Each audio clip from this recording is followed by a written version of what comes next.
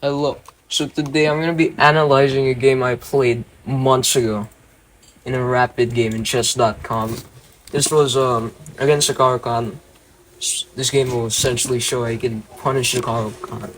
E4 C6 the Caro-Kann. I used to play this, but now I play either E6 and my newly added weapon of Sicilian. I had a rapid game just 2 days ago where I got my move order messed up and lost the game.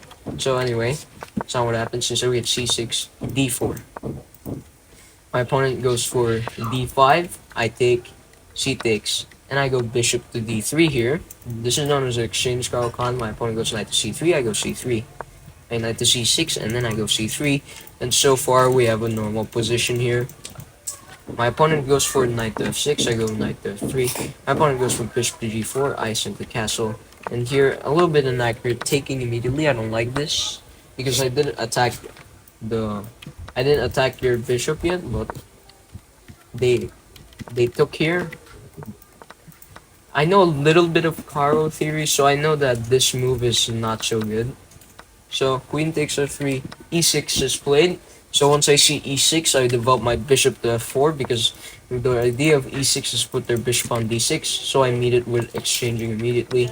And then I put my rook on e1. And here they have options of castling queenside or kingside. So in the game, my opponent castles kingside. But if they had castled kingside, because of my c3 pawn, I can now go for an immediate b4 even, or just simply developing my knight to d2 to prepare to put it to b3 and then c5, and my attack comes faster because of the c3 pawn here. So my opponent castles kingside. I go for knight to d2. My opponent goes a6 here. Trying to put all their pawns on light squares maybe because I have a light squared bishop here. So if you want to play against a bishop, you want to put all of your pawns on light squares to negate the bishop's ability. I go for queen to h3 here, pressuring the h7 pawn. So I'm already attacking. My opponent goes for g6 here, weakening the dark squares. But since I don't have the dark squared bishop anymore, it's not much of a weakening move.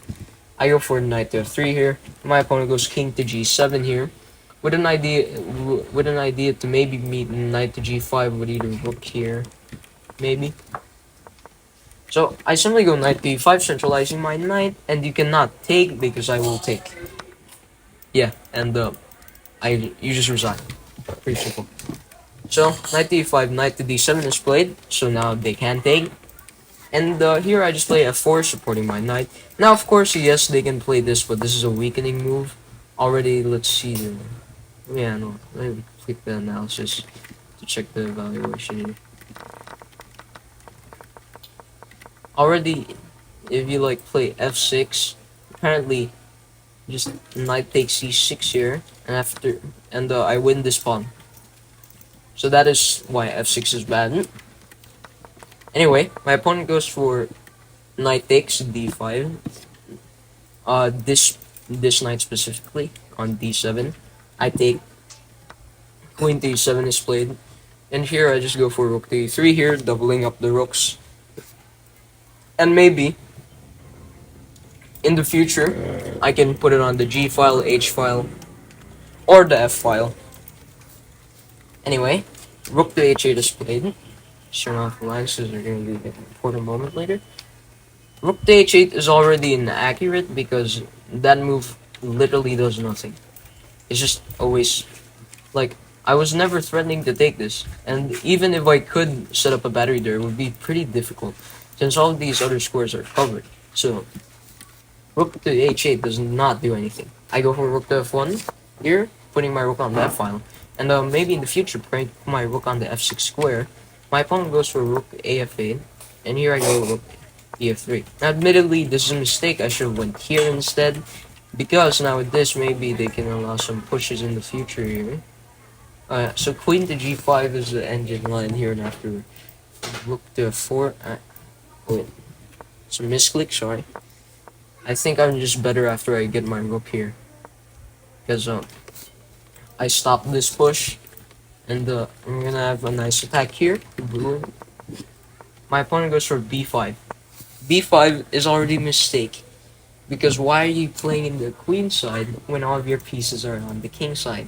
Except for this knight, but this knight isn't doing anything. I can just completely paralyze your position with rook to f6 here.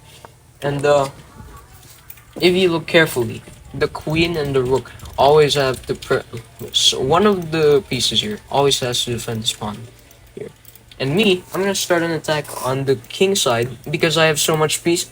Pretty much every piece is aimed at the king side, and this knight can never attack because the only entry points of attack is right over here. But that would just be a waste of time because after I retreat anyway, by that time I would have had an attack brewing already. So I completely paralyze their position, and they still go ahead with their plan of knight to a5. But here, I simply go for b3 here. So, what I like to do when I'm playing a game of chess is when my opponent tries to counterplay, tries to get some counterplay, I always stop it. Because even though it's not the most accurate way to play, when I stop their plan, they have to look for another one, which will waste more time, giving me a time advantage. And not only that, it's way easier to play if you just stop your opponent's counterplay. So, way too much bonuses. But the engine is an engine. 8 queen to a3 is played, so now the rook has to stay here permanently. And here I go for queen to f3, setting up a triple battery here. I forgot what this battery is called. I think it was like Caro-Kann's gun or something. But now if you take, you just lose the game immediately with this, and then you just get mated here. And I don't know, like there's a mate in 7 here. I don't know the mate yet, but the king's not very safe here. Let's just say, make it simple. So anyway, that's not what happens in the game. Instead, they look for queen to e7, so it was absolutely a waste of time. They just let me get this with tempo, and then they retreated here anyway. So, like, I just got a free move, and now it's my turn again. So I go for g4, preparing h4, h5 in the future. Now watch out, because I get a very rare checkmate here later. Just so you know. Like, this checkmate is so rare. Anyway. Knight to c6 is played, so they realize that they don't have counterplay, so now they're shifting to defense. But by the time they do that, I go for h4. My opponent goes for queen to e8. Honestly, maybe the idea is to put their knight on e7 and then g8 to then attack my rook. So h5, and I break through. Knight to e7 is played. Now, if I take, that's just bad for me here, because they can take with the h pawn, get some counterplay along the h line. They can also take with the f pawn, maybe. Oh, no, not the f pawn. Sorry. Well, they can just take with the h pawn, and they can just take with the knight. But the knight actually works. Okay, let's just say the h pawn here for some counterplay. So, anyway, I go for king to h1. Long think there, with an idea to put my rook on the g file in the future if these two pawns ever get exchanged. My opponent plays a mistake of g5 here. Now the idea of g5 is simple. Let's say I play a random move like this. They just go h6 and they hold everything. Now this is still winning, but it's way harder to play. So what I do first is play this key move here, h6. So the king is forced to go here, and now queen to e3 is played. My opponent goes for knight to g6, and here I simply take. And now, this is my opponent is in a zugzwang. You know why? Because of my giganormous pressure on this knight over here. And the fact that the king has no moves. So, before we get into what my opponent played, queen to c8. This is... So, the best engine line goes for b4. Anyway, you know what? Let's just show what happened in the game. Queen to c8, and now pause the video to solve the problem here. White to play and checkmate in 3. Here, it's ridiculous. There's a checkmate in 3 here. So, if you guess correctly, the idea is to take the knight. Okay, let's say pawn takes. But now, you sacrifice the rook! Rook takes g6. And whatever you do, you get checkmated. So, let's say king to h7. If you decline, I just have rook g7 checkmate. Oh, but what if you take? Well, now I I get a mating pattern that is so rare. Queen takes g6, and this is known as a epaulette's mate. And as you can see, the king has no moves because of these two rooks. This checkmate pattern is so rare, yet I still got it against the Caro-Kann. And by the way, if you're curious to see what my accuracy of this game was, it was 91%. And so that was a nice game. Definitely, my opponent played. My opponent played passively. Reasons why they lost is definitely because of their passive play here.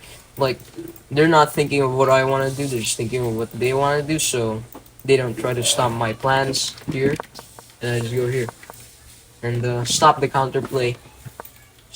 Probably a good way to play, in my opinion, because once again, you know, there's just way too much pros when you stop counterplay instead of just playing the top engine moves, because it's way easier to play. So, queen to a3, and then breaking through here. Definitely, what made the attack so much easier was g5. I mean, I would have had to play a pretty long game here. I only had 5 minutes against her 7 minutes by this point, by the way. I spent like 2 minutes on this move because I had no idea what to play here. Even though I had an attack. Let's just play a random move here.